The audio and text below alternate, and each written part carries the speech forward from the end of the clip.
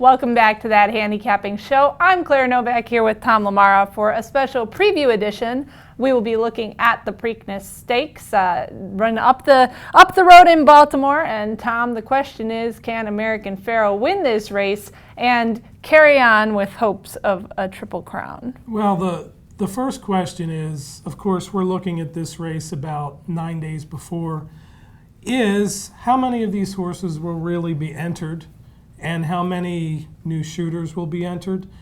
Right now, there are strong commitments from the top three finishers of the Derby, American Pharoah, Firing Line, and Dortmund, which will make for a very interesting race in itself.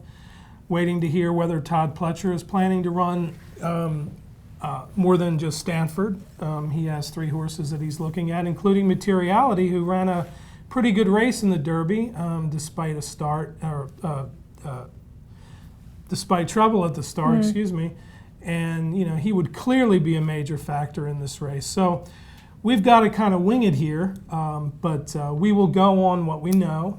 And as of now, the top three from the Derby are in and a couple new horses. So the race is 1 mile and 3/16, and people make a lot of commotion about the supposedly tighter turns at Pimlico, or that the track is tighter than it is at Churchill. That may be a little bit of the case regarding the tight track, but the kind of tight turn mythology is a little bit of a legend there.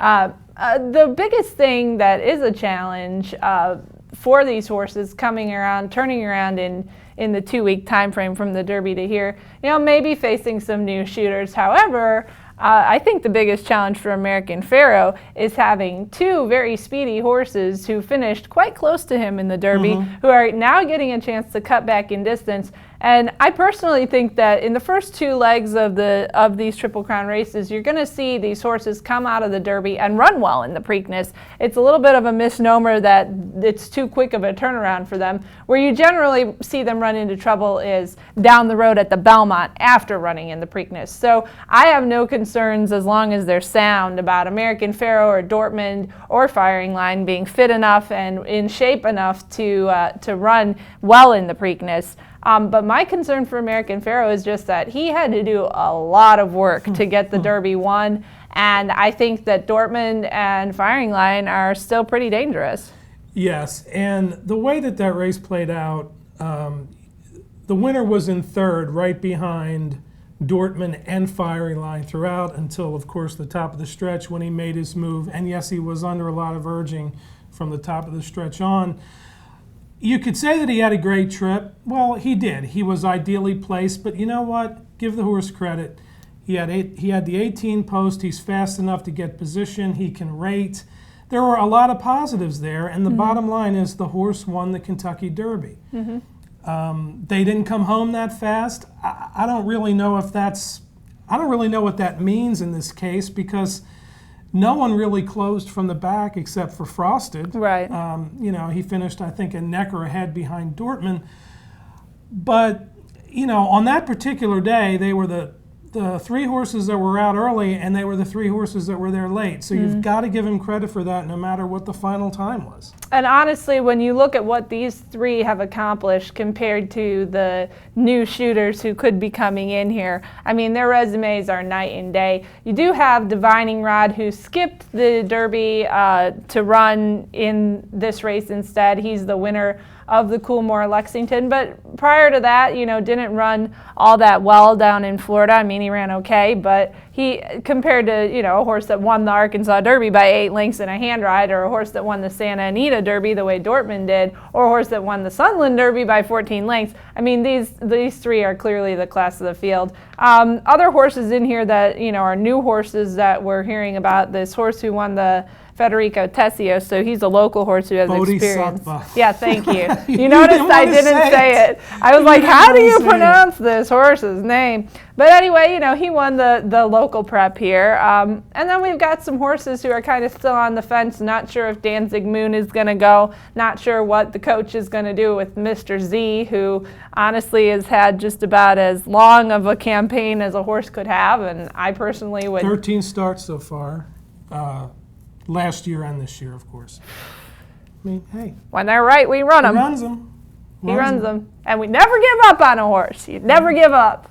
All right, so we will come back. We'll be at Pimlico for the Preakness edition of that handicapping show to really dig into, you know, where these horses drew, post positions, how horses are coming into the race. Today is the first day that American Pharoah and Dortmund both go back to the track to jog at Churchill Downs. So we're going to need to see, you know, how those guys have come out of the Derby, and hopefully American Pharoah doesn't have any of those, you know, nagging foot issues that they've been dealing with.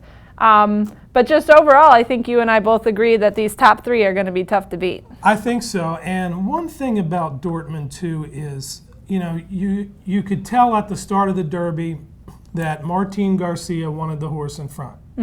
He got out there really, really quickly. And this wasn't about just like his last couple races where he kind of inherited the lead because there wasn't a lot of speed. The horse, there was a lot of speed, or there could have been a lot of speed in the Derby. As it turned out, there wasn't.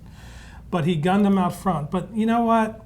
I think next time around, this is a horse that can rate. I think next time around you'll see maybe a slightly different ride.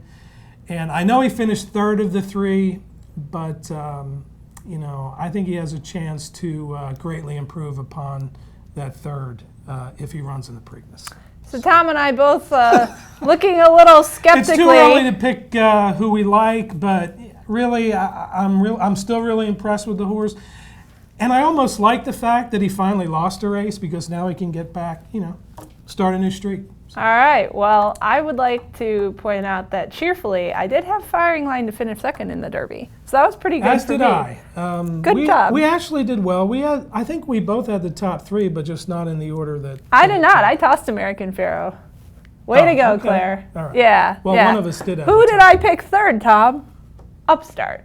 That Well- did not go so well. Well, but that's hey, a whole nother story. you got to take what you can get, and both of us still really do like Dortmund. I think you know, it's going to be exciting to see, as long as these horses come into the race well, get to see a matchup and maybe a little change of tactics.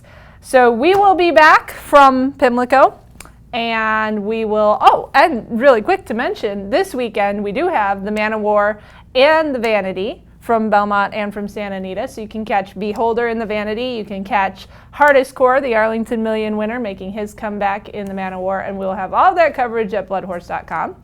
So go there and read it. As always, we want to thank you for watching That Handicapping Show.